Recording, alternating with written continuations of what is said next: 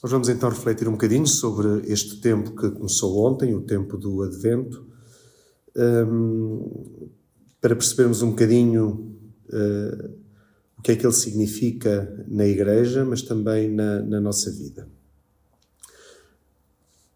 O dominicano Schillebeeckx escreveu uma vez que a vida cristã é um advento, uma espera, um caminho ao encontro de, não ainda, o pleno reencontro. E depois continua, o cristianismo é a religião do Maranatá, vem Senhor Jesus. E esta é uma realidade não de agora, mas desde sempre, na Igreja. De facto, toda a nossa vida é um advento, porque é uma espera pelo encontro com Deus face a face. Os primeiros cristãos estavam conscientes desta dimensão escatológica da sua vinda e da sua vida e até da própria Eucaristia. Eles, mais do que qualquer outra altura do cristianismo, eles viviam esta tensão, a espera da segunda vinda do Senhor. E não nos faltam passagens bíblicas que o confirmem, como por exemplo a primeira carta aos Coríntios, em que São Paulo diz: todas as vezes que comerdes deste pão e beberdes deste cálice, anunciais a morte do Senhor até que Ele venha. Ou então, no livro do Apocalipse, no final, no capítulo 22, quando se lê: o Espírito e a esposa dizem: vem. E, fazendo aqui um parênteses, o livro do Apocalipse é, de uma forma mais vincada, a celebração já escatológica do nosso encontro com o Senhor. Porque é revelação, revela-nos a vinda de Cristo, um novo céu e uma nova terra pelo qual o nosso mundo anseia. E cada Eucaristia que nós celebramos é, por um lado, a comemoração, ou, se nós quisermos usar uma palavra grega e litúrgica, uma anamnese do mistério pascal de Cristo, mas não esquecendo sempre que aparece sempre esta dimensão do enquanto esperamos a vinda do Senhor. Aliás, as três indicações depois da consagração do mistério da fé falam-nos sempre da dimensão da segunda vinda de Cristo. Mistério da fé. Anunciamos, Senhor, a vossa morte. Proclamamos a vossa ressurreição. Vinde, Senhor Jesus. Quando comemos deste pão e bebemos deste cálice, anunciamos a morte do Senhor até que Ele venha. Glória a ti que morreste na cruz e agora vives para sempre. Salvador do mundo, salvai-nos. Vinde, Senhor Jesus. E podemos então dizer que a Eucaristia é a antecipação da liturgia divina, ou seja, a antecipação do céu. E esta aclamação jubilosa dos primeiros cristãos, para eles a Eucaristia já fazia parte de um outro mundo, de uma outra realidade.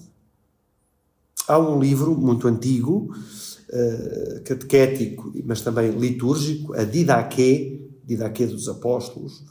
É um dos primeiros catecismos cristãos que nós temos, que no relato que faz da Eucaristia diz que depois da consagração o presidente diga: assim como este pão estava disperso pelos montes e colhido, se fez um, assim se recolhe a vossa Igreja das extremidades da terra no vosso reino, pois vossa é a glória e o poder por Jesus Cristo nos séculos. E depois no final, na epiclese sobre o povo, antes da comunhão, diz ainda este catecismo: venha a graça e passe este mundo. Hosanna ao Deus de David. Se alguém é santo, que se aproxime. Os que o não são, que se arrependam. Maranatá. Amém. No entanto, os primeiros cristãos não tinham a divisão do ano litúrgico como nós a temos. Eles só celebravam a Páscoa semanal, o domingo. E depois é que veio a Páscoa anual. E para preparar a Páscoa, começaram com a Quaresma. E só depois é que vem a festa do Natal.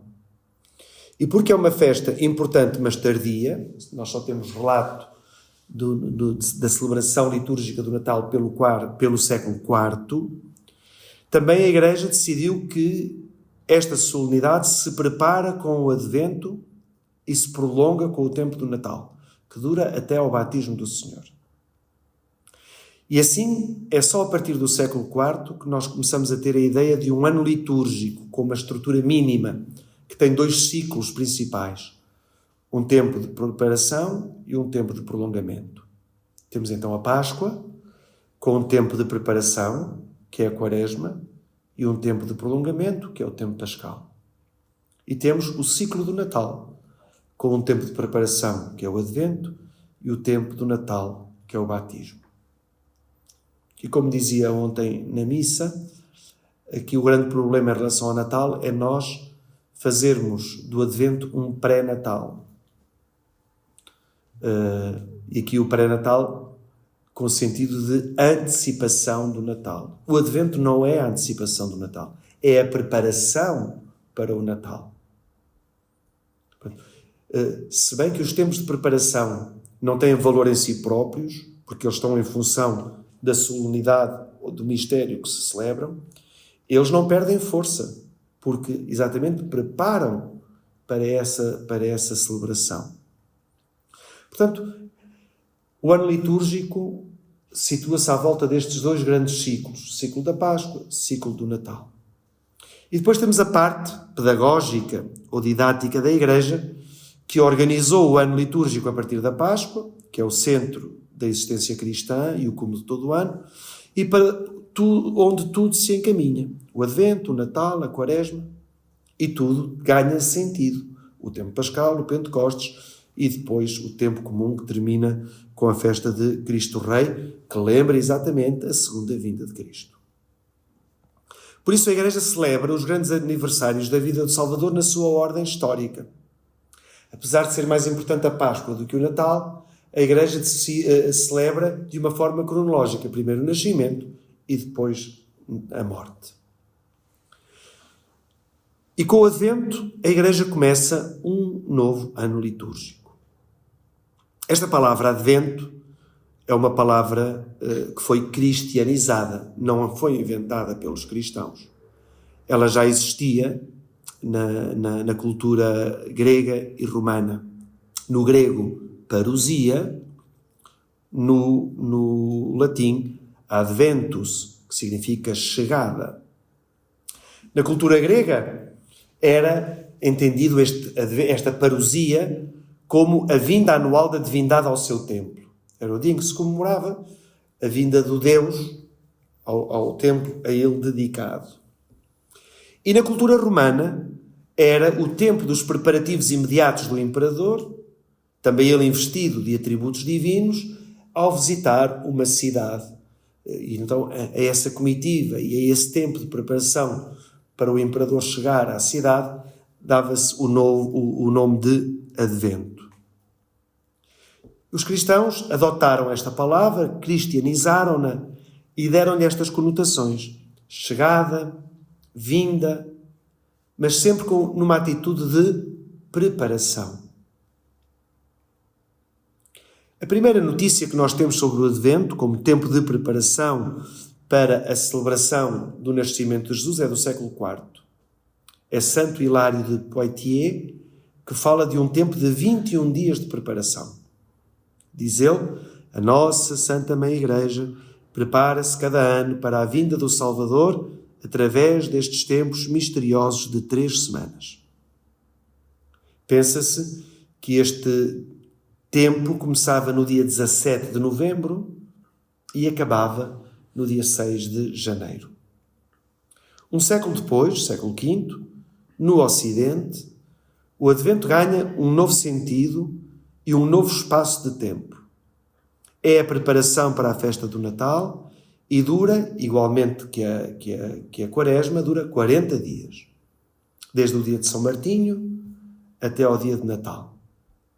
Ainda há aí uns resquícios, cada vez menos presentes, de falar, por exemplo, nós hoje dizemos o verão de São Martinho, mas antigamente chamava-se até a Quaresma de São Martinho ou a Quaresma do inverno, em comparação à Quaresma da primavera que nos preparava para a Páscoa. E é a partir de São Gregório Magno, no século VI, que se vai fixar o tempo do Advento para estas 4 semanas que ainda hoje celebramos e que antecedem o Natal. Qual é o sentido atual do Advento? Ele é um tempo de preparação para a celebração da encarnação de Cristo, que simbolicamente e liturgicamente celebramos no dia 25 de dezembro. E é uma preparação de uma vinda que, ao mesmo tempo, é simples e tripla. Simples, porque é o mesmo Filho de Deus que vem. Portanto, é sempre o mesmo mistério. É Deus que vem à nossa vida, Deus que vem ao nosso mundo, a encarnação do Verbo. Mas tripla, porque vem em 3 tempos e de 3 modos. Portanto, seria muito redutor celebrarmos o Natal só como ou o Advento só como uma preparação do dia 25. Desde muito cedo que na Igreja os padres viram neste tempo de Advento a preparação de 3 vindas. A primeira na carne, a histórica. A última na glória, a tal parousia. E a segunda é o modo em que se passa da primeira à terceira. Esta segunda vinda é a que celebramos em cada ano. Como se reza num dos prefácios do Advento, agora ele vem ao nosso encontro, em cada pessoa e em cada tempo, para que o acolhamos na fé e o testemunhemos na caridade, enquanto esperamos a feliz realização do reino. E esta é a espiritualidade do Advento. Reconhecer e acolher o Senhor que vem em cada pessoa e em cada tempo. Há, no entanto, um autor medieval, Pierre de Blois, que explica este mistério da tríplice vinda de Cristo de uma forma muito bela. Diz ele: há 3 vindas do Senhor, a primeira na carne, a segunda na alma e a terceira pelo julgamento. A primeira teve lugar no meio da noite, como dizem as palavras do Evangelho. À meia da noite ouviu-se um brado, aí vem o esposo. Esta vinda já aconteceu, porque Cristo foi visto na terra e falou com os homens. Nós estamos atualmente na segunda vinda. Na nossa condição que nós temos, possa Ele vir a nós, porque Ele disse que se nós o amarmos, Ele virá a nós e fará em nós a sua morada. Esta segunda vinda é então para nós uma coisa cheia de incerteza, porque quem senão o Espírito de Deus conhece os que são de Deus? Aqueles a quem o desejo das coisas celestes os faz sair deles próprios, que sabem bem quando Ele vem. No entanto, não sabem nem de onde vem, nem para onde vai. Em relação à terceira vinda, é certo que acontecerá. Muito incerto quando terá lugar, pois não há nada mais certo que a morte e nada mais incerto que a hora da morte. Quando se começar a falar de paz e segurança, diz a sabedoria, será então que a morte aparecerá repentinamente, como as dores de parto, e ninguém poderá fugir. A primeira vinda foi humilde e oculta. A segunda é misteriosa e cheia de amor. A terceira será resplandecente e terrível. Ainda continua o autor. Na primeira vinda, Cristo foi julgado pelos homens com justiça. Na segunda, Ele torna-nos justos pela sua graça. Na última, Ele julgará todas as coisas com equidade. Cordeiro na primeira vinda, leão na última, amigo cheio de ternura na segunda.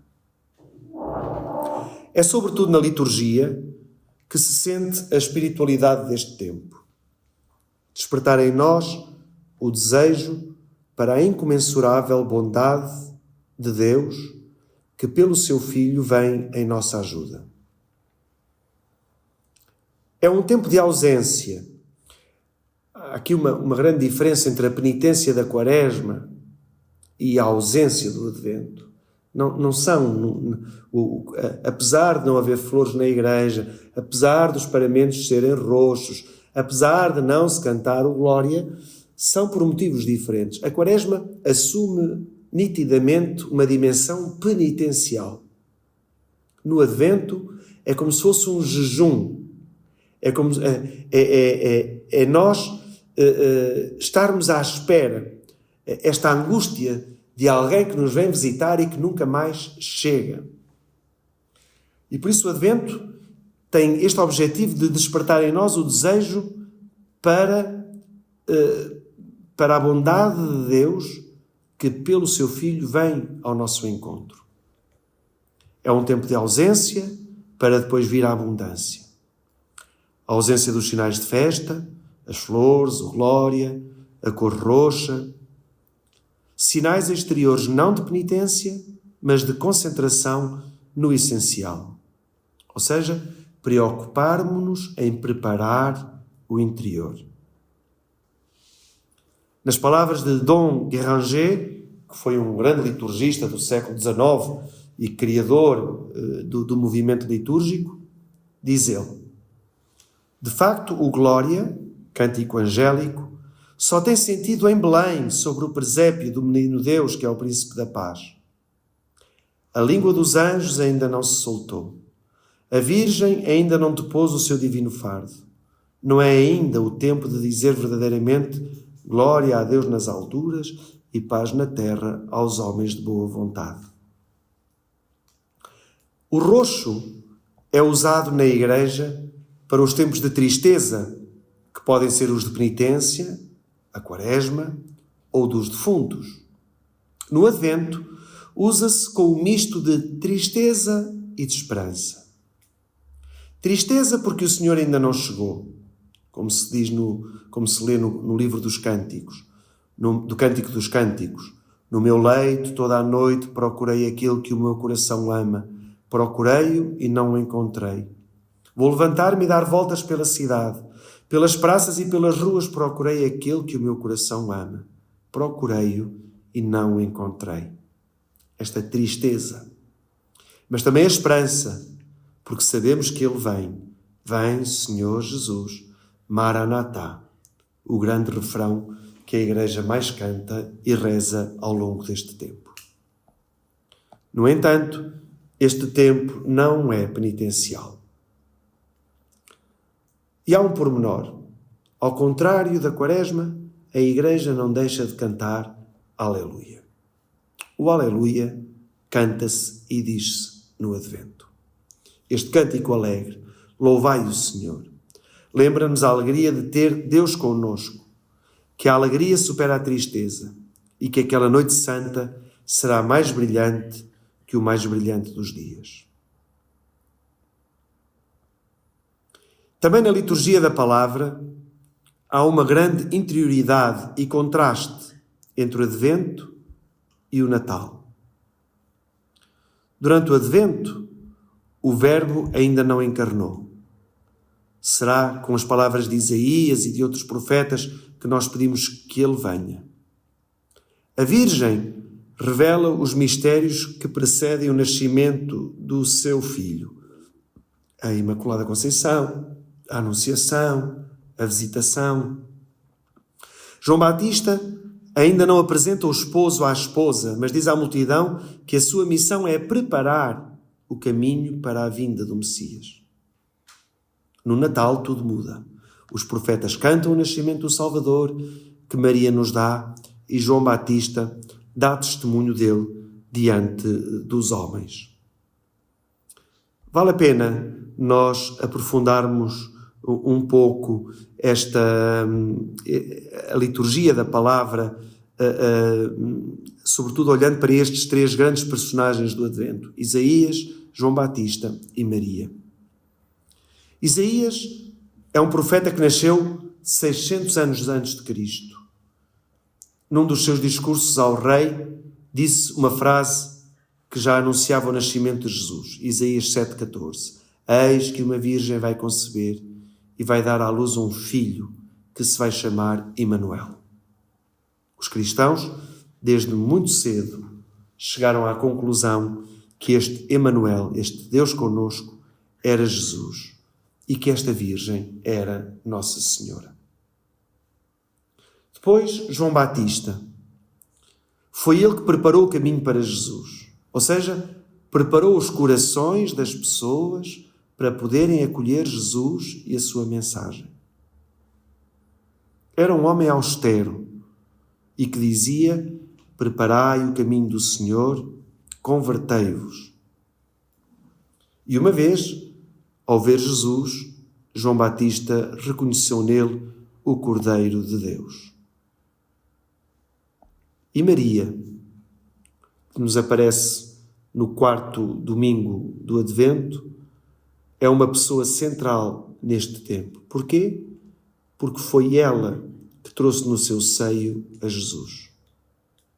No tempo do Advento, ouvimos sempre a leitura da Anunciação do Anjo a Nossa Senhora, exceto no ano A, em que a Anunciação acontece não a Maria, mas a José.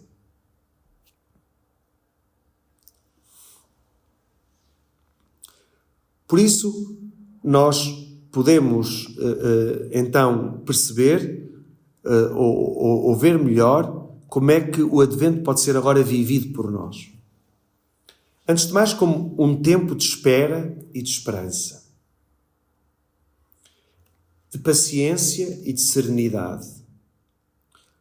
Porque sendo um tempo que nos prepara, ele pode ajudar-nos a mudar a nossa relação com Deus, a nossa relação com o próximo e connosco próprios. É um tempo para nos deixarmos envolver por Deus, pelo seu amor e pela sua ternura. O Advento prepara-nos para acolhermos Jesus, que é a ternura de Deus, o mistério da ternura. É um tempo para suplicarmos a Deus que nos dê mais paciência, mais confiança e mais esperança. E é um tempo para descobrir no outro o rosto humano de Jesus, que, como já se disse, vem hoje em cada pessoa e em cada tempo ao nosso encontro. Na liturgia das horas, durante o tempo do Advento, nós lemos de uma forma contínua o livro de Isaías. E o primeiro capítulo do livro de Isaías, que foi lido ontem, domingo, é a mesma leitura que na Quaresma apanhamos na primeira sexta-feira da Quaresma. Coincidem.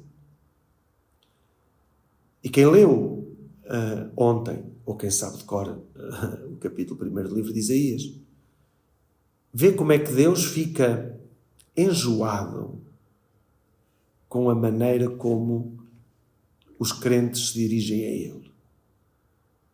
Um culto que pode parecer perfeito, que pode parecer agradável, mas ao qual Deus diz: eu viro a minha cabeça, enjoa-me o fumo dos vossos holocaustos. Não é isto que eu quero. E se passarmos, quando passamos aos últimos versículos da leitura, em que Deus diz o que é que prefere, é sempre uma preferência por aquilo que faz bem ao próximo. É a melhor maneira de agradar a Deus. Nem vai tanto ao coração arrependido e ao coração humilhado, nada disso. É a justiça, é o direito, todo o bem que nós podemos fazer ao próximo. E daí a importância de todos os anos celebrarmos o Advento.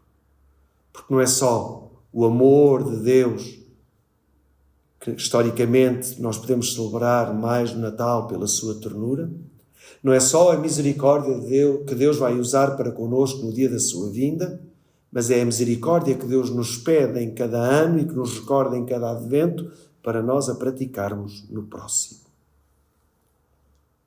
Mas, sobretudo, talvez o Advento seja um tempo que nos convide ao silêncio e à escuta. Ou seja, um silêncio ao serviço da escuta. Porquê? Porque o Senhor, o Salvador, vai batendo à nossa porta. Vai batendo à porta dos nossos corações. E quer entrar. E faz tentativas para entrar. Por isso o Advento pode ser, neste silêncio e nesta escuta, um momento bom para a gente esvaziar o nosso coração para que Jesus faça dele o presépio. Jesus não pode ser mais uma coisa no nosso coração. Jesus quer um coração vazio para que possa montar aí a sua tenda. Não depende de Jesus. Imaginemos um quarto cheio de coisas até ao teto e um amigo nosso nos diz: preciso ficar em tua casa hoje, e nós não temos alternativa senão lhe dar aquele quarto. Não vamos deixar a dormir no corredor. Vamos desocupar o quarto para que o quarto seja habitado pelo amigo que vem. Mesma coisa com o Advento. O Advento pode ser o tempo propício, e aqui talvez seja a única ligação que a gente veja com a Quaresma no que diz respeito à conversão. O Advento pode ser o tempo propício para eu limpar o meu coração, desocupar o meu coração, para que Jesus possa aí montar a sua tenda, ou para que Jesus possa aí fazer o seu presépio. Não depende de Jesus, porque Ele quer entrar, vai depender de nós se o deixarmos entrar. E então, será verdadeiramente Natal na nossa vida, não porque acontece, ou não porque é o dia 25 de dezembro, mas porque Cristo nasceu no meu coração. Se quisermos, podemos usar até o episódio de Zaqueu. Hoje entrou a salvação nesta casa. Quando nós tivermos o nosso coração disponível para Jesus, Jesus vai dizer: hoje nasci na tua vida. Hoje é Natal na tua vida. E também será um dia de misericórdia universal. Porque como nós rezamos todos os dias no Benedictus, porque Deus é bendito, porque nos visitou e nos visita como sol nascente. Esta é a espiritualidade do Advento que nós podemos viver e estimular outros a viver através destas atitudes tão simples, mas tão exigentes para acolhermos Jesus.